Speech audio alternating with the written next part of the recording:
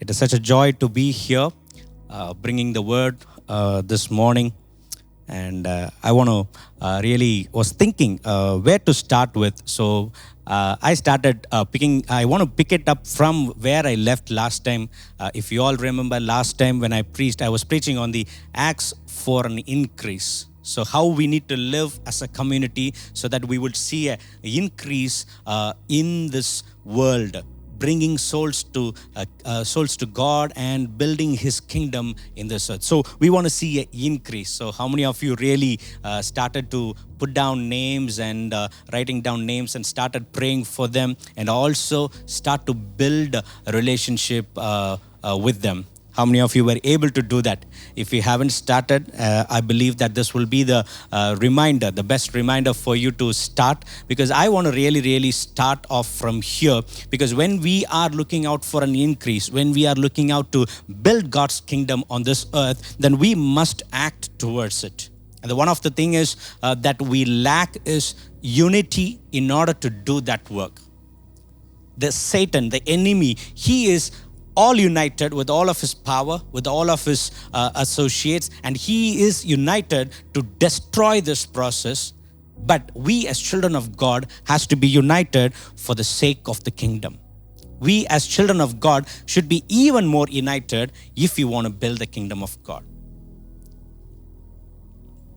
There are reasons that why we have to do, and that's what I have titled my sermon for this reason. I want to take you to the book of Philippians, where I really want to take you. There's just 4 chapters, but then I really want to take you some details that will help us to understand what is this book is all about.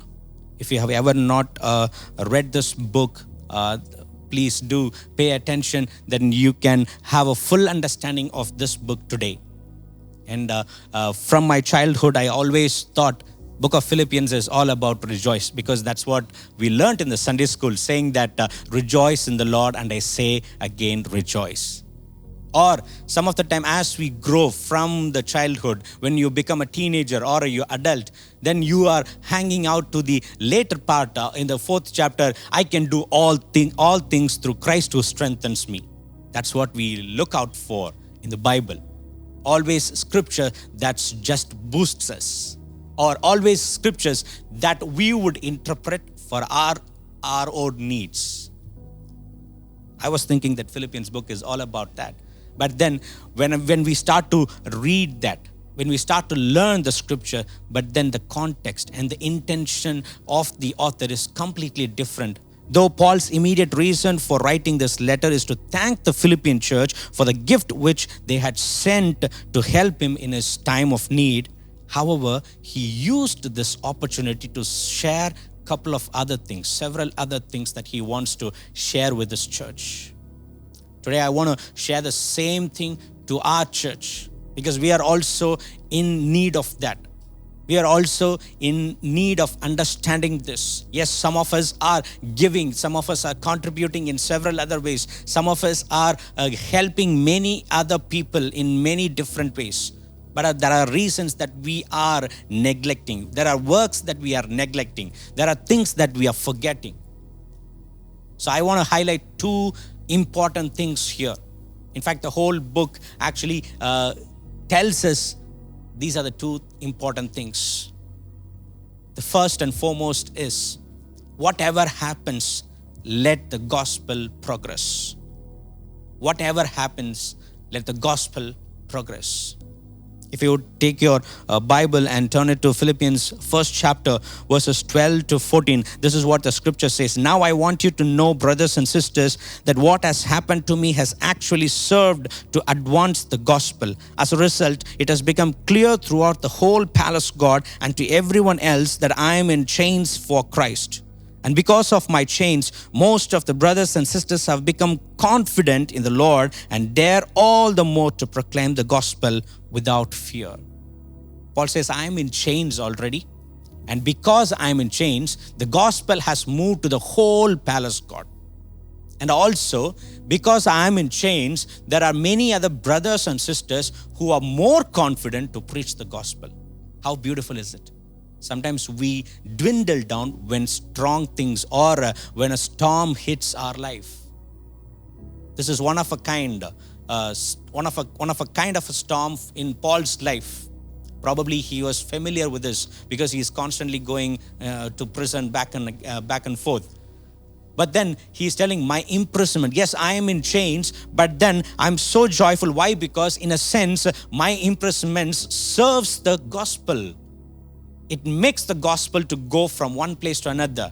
Probably while he was in the prison, probably he would have met many soldiers in the prison, and it would have been an opportunity for him to preach the gospel to him.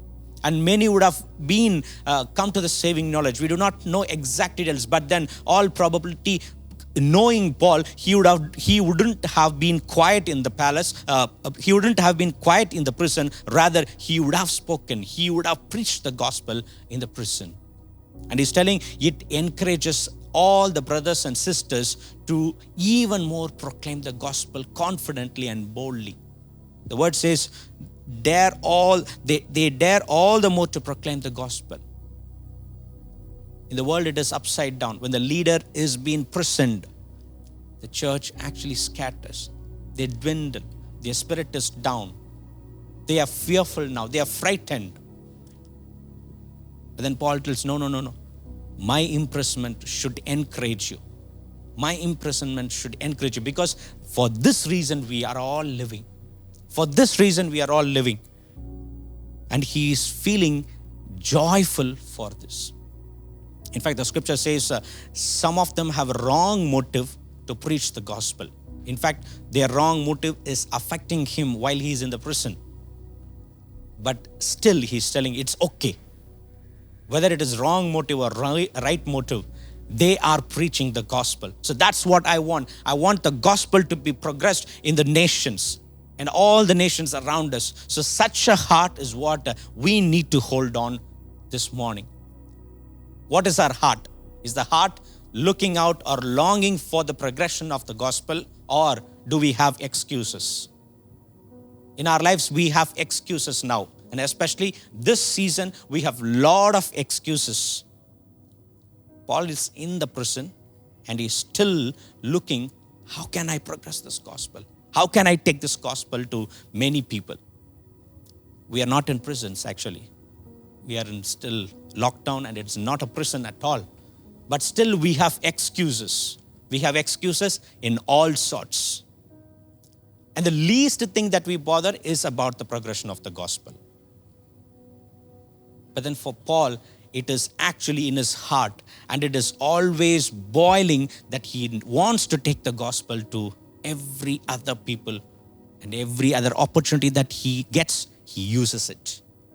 Even to the point of opposition.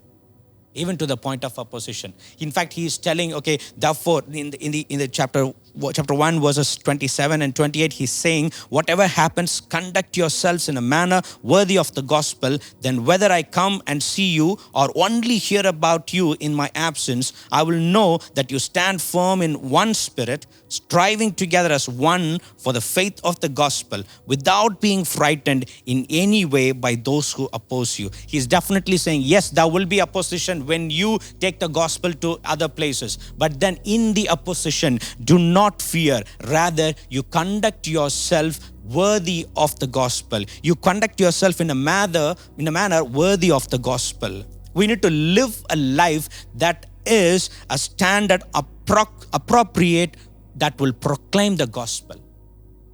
Sometimes when opposition comes, we will actually come to the substandard. We might compromise our life standard. But then we need to live a life that is appropriate in our standards. Not in our own standards, but there are standards that is there that will proclaim the gospel. If you don't live by that standard, then no way the gospel will be taken to other places. So we have to live a life that is in appropriate standard that will take the gospel to the next place. So we need to live by one spirit, in one spirit. One spirit, what does it mean? Having a common disposition and purpose. We cannot have multiple purpose, because the scripture clearly says that we are all having, as Christians, we are all having one purpose, and we need to live a life for that purpose. That's why in all of the epistles, that's why in all of the scriptures, we have been given guidelines and instructions. Why? Because not to live our own life or not to get benefits in our own life, rather than we have been given, all of us have been given these instructions so that we will live a life that takes the gospel. The one mind is about the disposition and the purpose that we need to have as Christians. The next thing is we need to strive together. Christians need each other. You must actually stand together when the gospel is under attack. We need to stand together. Sometimes within us only, we are joyful. We are laughing at one another when there is an attack on us, when there is an attack on the gospel. We need to strive together. If we don't stand together as one body, we will never be able to progress the gospel. We need each other. We must stand together, and we need to hold each other together so that the gospel will proclaim. Last night I was talking to one of my young friend. He's asking, why should we ever do this? If you ever had that question in your mind, why should I contribute for the progression of the gospel? The scripture clearly says that we are sons and daughters of the Lord Most High. Ephesians 2, 8-10, it says, we have been saved for a reason. And all of us are given a unique purpose. We have been ordained and we have been already prepared. Good works are prepared for us to do in this world. The good works is not about just going and doing some help, but then the good works is all about your whole life that you do and live for the kingdom of God.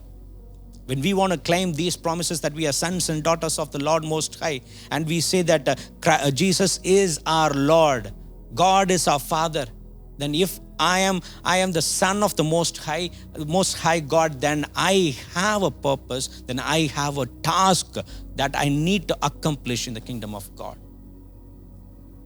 Because He is my Father and I am His son, I have to talk about my Father. You don't have to feel ashamed.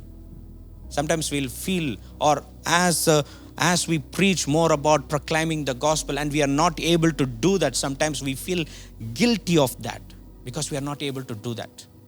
You don't have to feel that guilt, or you don't have to feel ashamed before others. Rather than you need to progress. Leaving behind all of that, you need to progress. You need to know who you are. You need to know what is the task that has been given to you.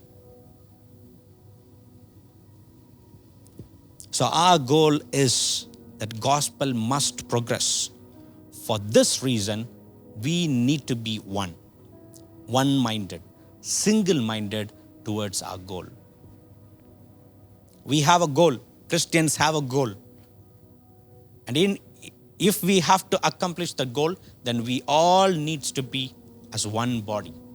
We need to have that single-minded vision, that we need to have that one-minded vision in order to accomplish that goal. So how can I do that? How can I have this single-mindedness? How can I have this one-mindedness?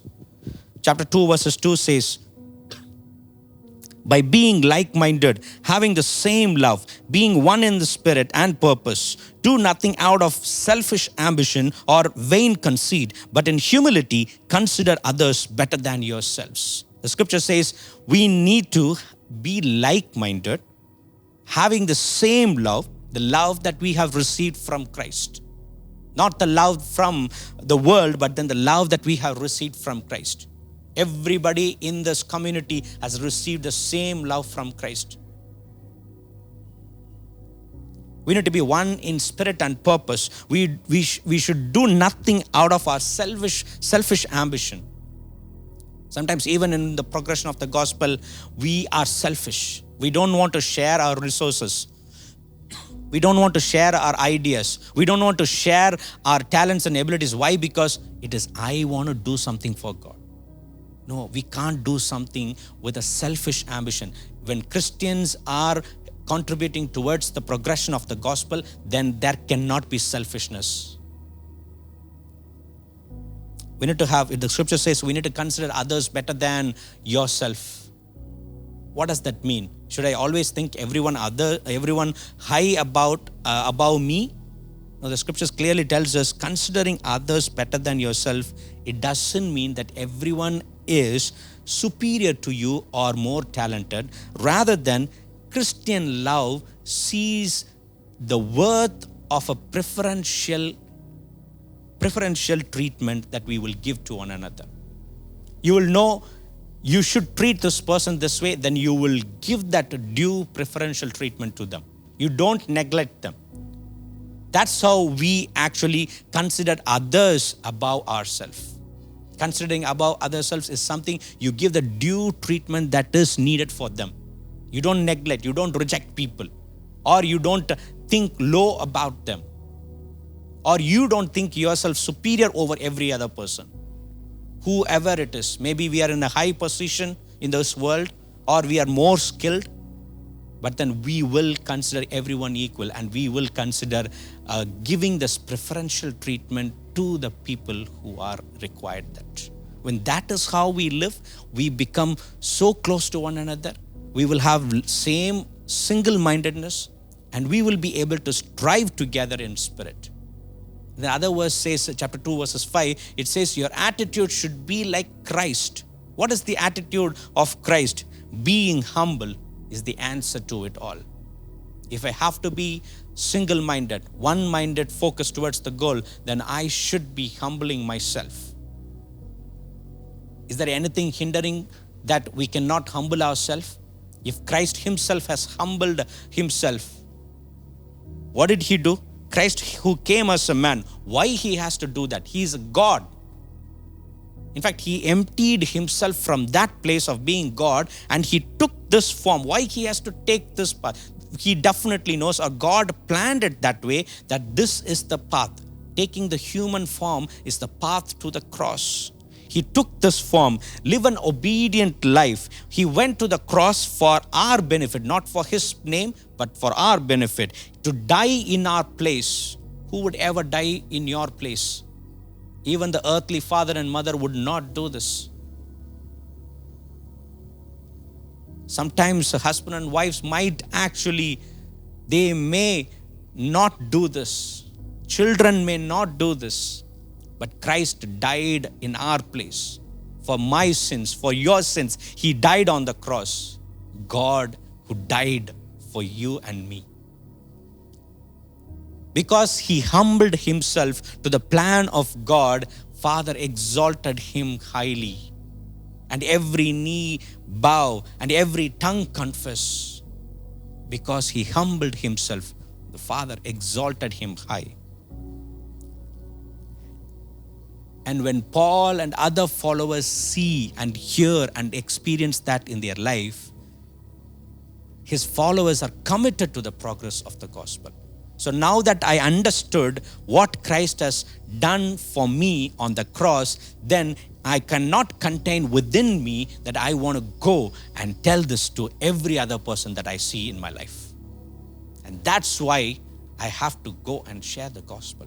And that makes me to share the gospel. If you ever think, why should I? Then if this joy goes into you deep, it will never be contained in you alone.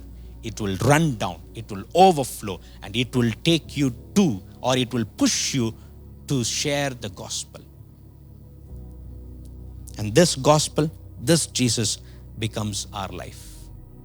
All of our life, we will live just for this. We could see these 4 characters in this book of Philippians who lived as an example for this humbleness. Christ, the first example. God who emptied himself, took a form of a man, even as a servant for our sake. The classic example, or we can say the best example of humbleness. Then we see Paul in this book. He literally offered himself as a drink offering for the faith of the other believers. He went through all sort of sufferings. He was beaten up. He was shipwrecked. He was put into prisons. But still, he actually lived his life. He poured out himself as an offering for the sake of other believers. Even in this letter, he is actually writing it from the prison. So Paul lived such an exemplary life. Timothy, Paul writes about Timothy, telling that he had genuine concerns for others. How many of us have this genuine concern for each other? Some of the time we don't have any concern at all, or some of the time we concern as if we are genuine. Rather, inside it will be something that we are getting benefited from that concern. That's how our concerns for people are. But then Paul writes, Timothy is concerned about you. He is concerned about others. We need to have that concern for others. Epaphroditus, Paul is writing, he even risked his life. He almost kissed death just for contributing for the gospel. Paul, Timothy, Epaphroditus, they were willing to lay down their lives for this reason. What is the reason? Gospel must progress.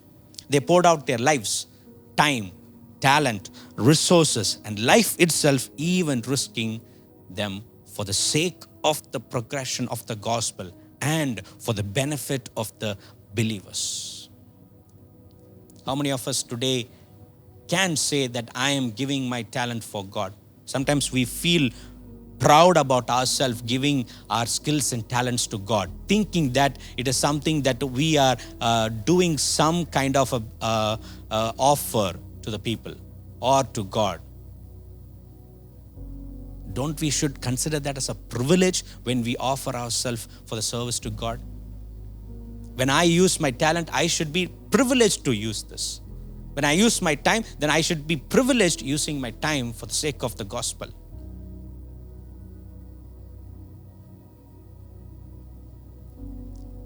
Where is our time going? Where is our talents are going?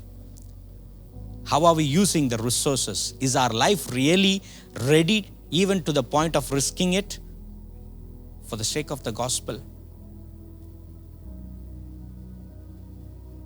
Think about, imagine, even if persecution hits tomorrow, will we stand? Because Paul clearly says, I believe that you will stand firm even in my absence. Are we ready?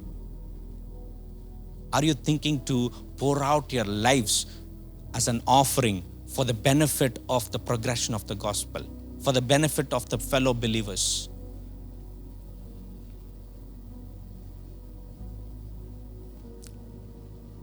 If gospel has to proclaim, then we will have to come to this point of commitment where we will give out our lives. We will pour out our lives. The second most thing that Paul writes in this letter is our relationship with Christ is primarily not upon experience, but upon truth. Experience follows the truth. We need to know Christ from the truth. Gospel is the truth. Gospel is the truth, where our life is built on the faith delivered by the apostles. We don't build our life on hearing something from people, or by going by our circumstances, or by the worldly advice, or with our own built knowledge. Rather than our life has to be built by the truth that was delivered by the apostles. The gospel that was delivered by the apostles. If gospel is not going inside, what else we are building our life upon? When we build our life upon the gospel, the truth, then we will experience a life that Christ intends. Sometimes we may not even notice the difference between, because you can be a good Christian, but your life is not Christ intended. The other side is you will be experiencing the life that God intended for you. You can be a good Christian by coming to church regularly. You can be part of the households too. You can be always be there in the church building to do something. You can be always helping somebody, but still there are chances if you are not able to build your life upon the truth, and that truth has not penetrated into you deeply, and you are building upon something else, then there is a question whether are we living a life that is built upon, or that or our life is being built on what Christ intends. When we experience our life on what Christ has intended, then we take hold of Christ, for which He has took hold of us. We need to know Christ. Knowing Christ is something that you know His resurrection power and sharing in His suffering. That's what Scripture says down in the 3rd chapter. He says, I want to know Christ, and I want to be part of, I want to fellowship in His suffering, and I want to know the resurrection power of Christ. What does that mean? I'll have to, if truth is my seed, truth is the seed for my faith, and faith leads to a life that Christ intends, that is building upon knowing Him fully. Then how do I know Christ fully? What is the meaning of knowing Christ fully? Because sometimes we think knowing Christ means knowing all the stories about Christ. Knowing Christ is not the knowledge of the facts, but then the knowledge gained through the experience that transforms the entire person, not the superficial experience. I'm not talking about the superficial experience where you get goosebumps when you're praying, or some healing that happened when you asked for God. That can be very, very, very beginning stage. But then our faith cannot be just built upon that. We need to build our lives upon the truth, upon the gospel, upon knowing Christ fully. So how do I know Him? What is the meaning of sharing in His suffering? The suffering that comes through the opposition because of your faith. Yes, definitely when you are sharing in His suffering, then the suffering means the opposition that comes because of your faith. I remember a long time back, several years ago, when I was leading one of my junior into Christ. One day, the family chucked her out of the house because of the faith and several other things. And she grabbed the faith in that season. And the family chucked her out, and she was staying in a hostel. And then the father literally will stand out of the hostel door, knowing that Sunday she will be part of church services. So he doesn't want her to go. So he will stand at the door, making sure that she will not go. But this young girl, she will just jump out of the compound wall, and she will just fall into the bushes behind the back at the compound wall, and she will just fall into that bushes, and then with all the bruises and all that blood that coming out, she will come in a different route, and she will come running to church. Suffering through the opposition because of faith. Even if she goes to her home, she will be beaten up for the faith. There will be blood marks in her body. Are we ready to go through such suffering? Today we are living in a very sophisticated situation. We are living in comfort. But Paul is telling, I want to fellowship in the suffering. I want to fellowship in the suffering. That way I will know my God even more closer. You might think, okay, how that bring joy into my life? Suffering, how can it bring joy? If you ever had a chance to speak with freedom fighters, they will let you know how joyful they feel when they fight for the country. All of us would know Bhagat Singh, who actually was one of the freedom fighter. When in the last moment, when they were hanging him, usually they put a black cloth to cover the face. So the judge, the white man who asked, okay, what is your last desire before you die? He said, okay, don't put me that black cover. And he asked why? Because while I'm on that rope, I will be joyful, and I want you to see my joy because I'm dying for my country. No one can say that word. No one can say that word. When he is dying, he wants to be joyful because he is dying for his country. And he wants the judge to know that. So he wants the judge to remove the black cloth and put him on the rope. So if we can be joyful for a reason of these earthly things, why not joyful for the kingdom? Why not joyful for the things of the eternal life? Even if you suffer and die, then the next moment you are with God for all eternity in the kingdom of God. That makes you joyful. The second thing Paul talks about, knowing the power of resurrection, having victory over the sin, not by your ability, because sometimes or often or always you cannot overcome the sin by your own wisdom and power. Paul is actually telling that I am able to overcome my sin because of the power of the resurrection. Christ said, okay, I have overcome the death, which is the penalty of the sin. Penalty of the sin is death. When I say death, it is the complete removal of you from the presence of God. You're totally been disconnected from the presence of God. You are no more there. That is the kind of penalty for the sin. But God said, okay, I'm going to take that penalty and put it on Christ. Christ said, okay, I have gone there and I have been removed from the presence of God for your sake, and I have overcome that death too. I am victorious and I have the victory.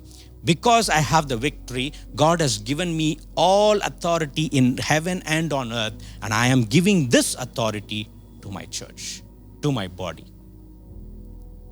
And because Christ, who is a forerunner, or because Christ, who is our King, who has overcome all the sin, He has given that same power in the resurrection. He has given the same power to His body. Then I will be able to overcome the sin through this power of resurrection only. Maybe you can try that. You try overcoming a sin. It becomes a pattern. You will withdraw yourself from that sin for a couple of months, and then you will go back again.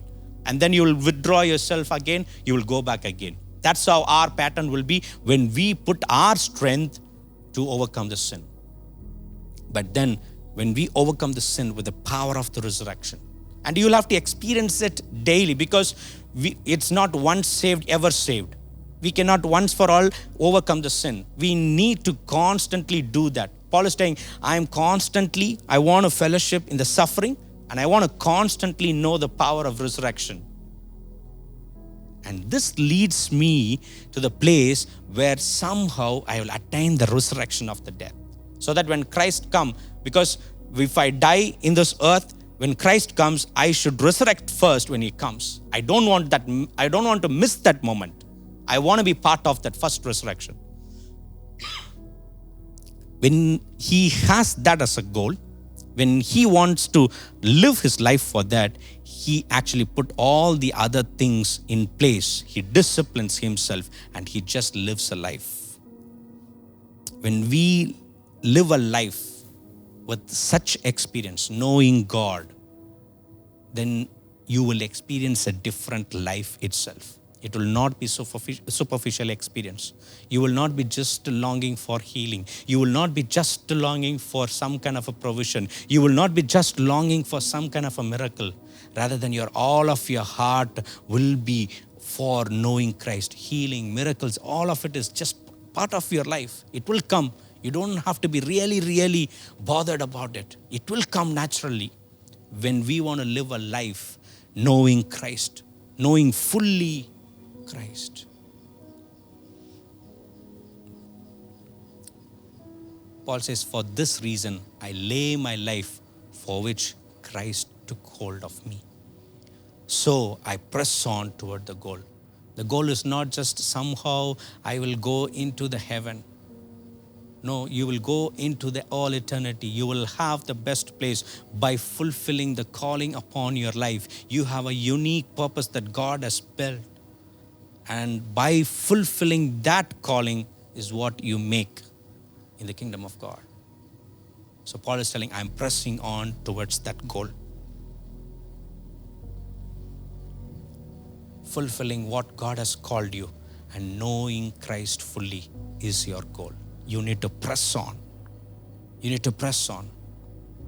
As I was just in the presence of God and asking Him,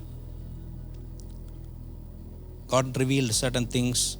Probably today as you are watching this video, watching this live service, some of the businessmen, you are stuck.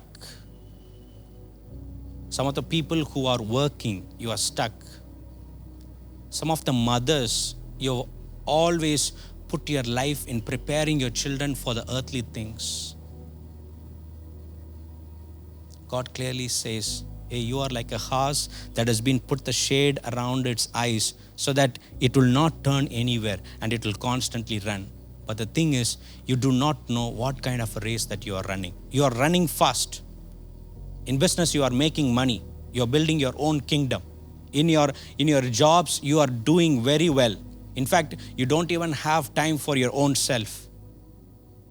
It's like a horse that has the shade, which is not allowing to see any of the other sides. Mothers, you have spent all of your life. I'm not against raising up your children, but then you have raised your children just for this earthly things. You spent all your life for this. It's like the horse that has the shade. It's not allowing you to see anywhere. And the sad thing is, you do not know what kind of a race you are running. This is not your call at all, but still you are running very fast.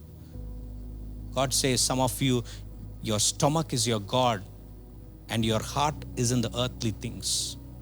God says, would you just come out from that? Would you just come out from that? Some of you are watching here, but that businessman, you are not even watching this video, but your wife is watching it.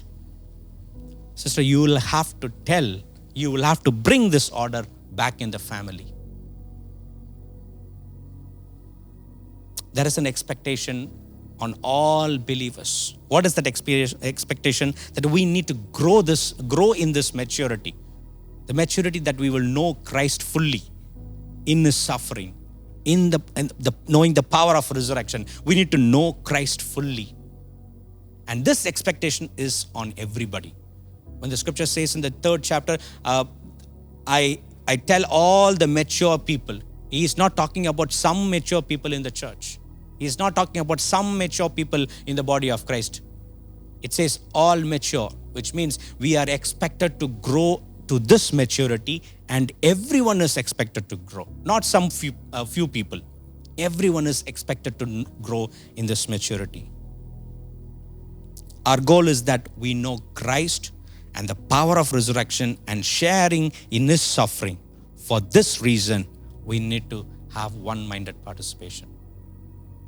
For this reason, for knowing Christ fully, knowing Him in the power of resurrection and sharing in His suffering. For this reason, we must be in one mind. We must have the single-minded focus. We must have that one-minded participation. There are few things that cracks this single-minded participation. I've come with the 3 things that we notice in the book of Philippians itself. There are internal conflicts within the church, within the body. We have internal conflicts. What is that? We are not like-minded at all. We are not like-minded. Like-minded for the sake of the gospel. Like-minded in knowing Christ. We are not having that like-mindedness. We are not one in spirit. Each of us have a different spirit. Each of us have a different understanding. If the gospel has to progress, if we have to know Christ fully, then we must be one in spirit. We need to remove that difference. We need to remove the conflict. We have a spirit that constantly brings in confusion. We have a negative spirit that is in the body. We are not having the same love. Some of us have tapped into the love of the world. Some of us have tapped into the love of self. Few others, you have really tapped into the love of Christ. We need to have that same love. There are selfish ambition in the body. You want to do certain things because so that your name will be highlighted. Your name want to be in the spotlight. You are serving God with such attitude. This will not help at all. If the gospel has to progress, if you want to know Christ fully, then this selfish ambition will not help you at all. Not being humble. Always there is a pride in you. Do you know who am I? Do you know what position that I have? Do you know how much I am talented? I am better than you. I'm more than you. All such things has to be removed, has to be stripped off. At the end of it, what are we living for? Why are we serving for? If we are serving for the progression of the gospel, then we need to humble ourselves. You need to love others. You need to have yourself, you need to have others over yourself. We need to get rid of grumbling and arguing. Sometimes we constantly have this in the church. If that is the case, then we will never be able to contribute for the progression of the gospel. We might have all the resources with us, but if grumbling and arguing happens, that church will dwindle. It will affect the whole body. Even if one person has that attitude, it will affect the whole body, because we are all connected. Grumbling and arguing. Paul sensed that, you need to avoid this. Or he's warning, saying that don't you ever get into that place. Internal conflicts. The second thing is the external conflicts. There are external conflicts that cracks the one-mindedness. What is that external conflict? Opposition to faith. Constantly that someone else will come to influence you, or you have an opposition, or you have a suffering because of your faith that comes from the outside. False teaching that comes from the outside. Some of you are constantly tagged into many channels which is not giving you the right teaching, rather the false teaching is coming into your house. External conflicts.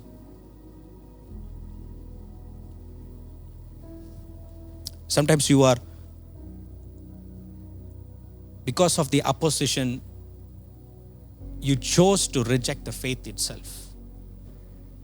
An external conflict that comes and influences you so much that you want to reject the faith, you want to neglect the faith, or you want to compromise Christ. We need to set it out.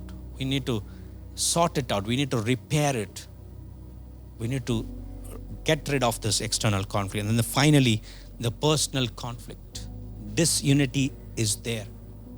I really pity for Euodia and Syntyche, because they did something and it is in the scripture, and even this time we are talking about that.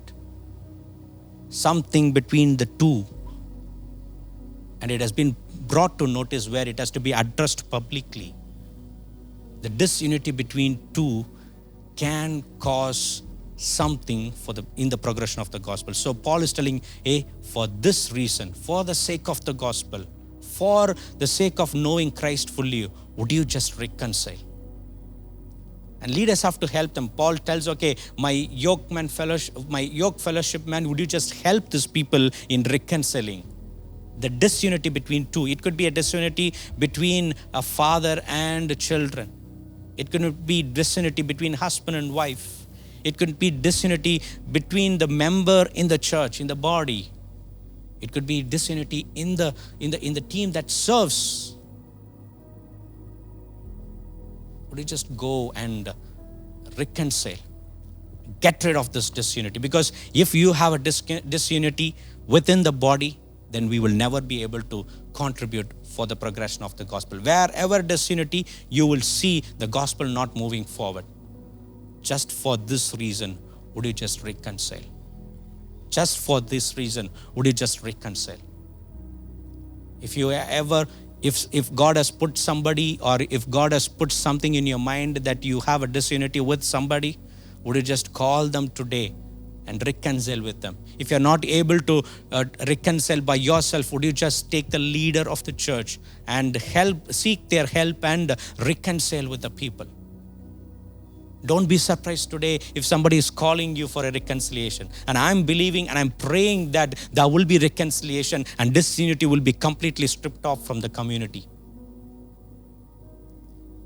If you have any kind of a disunity between me, if you have any kind of a disunity between the leadership of the church, come. Let us reconcile, because we want to progress the gospel. We want to contribute for the progression of the gospel. Don't be surprised if I call you today for reconciling with you for some reason. Disunity has to be stripped off. At the end of it all, we are all partners, because Paul ends it very nicely. Hey, you resolve all these issues because we are all partners in the gospel.